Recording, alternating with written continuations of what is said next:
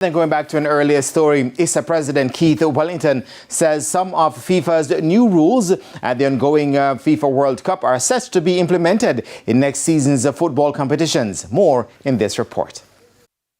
Speaking exclusively with the TVJ Sports on Tuesday, ISA President Keith Wellington says schoolboy football will be adopting some of the new rules aimed at eliminating time wasting from the beautiful game.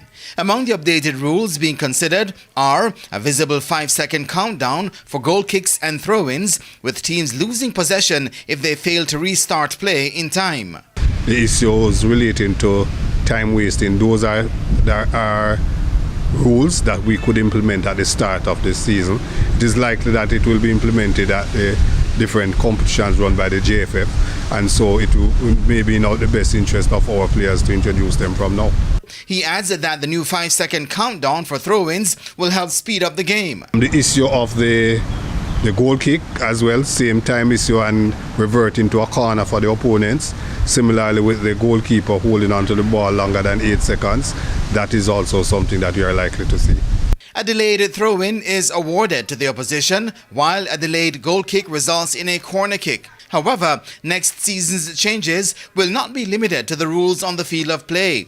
Wellington says going forward, each team will have a safeguard officer. But it's somebody who is not a member of the coaching or management staff, but somebody who has a responsibility during the game to ensure that the interest of the student athlete is protected in terms of how they are treated by coaches, by spectators, and so on. Wellington adds that ISA is committed to preparing athletes to play at the highest level, with athlete welfare remaining their priority.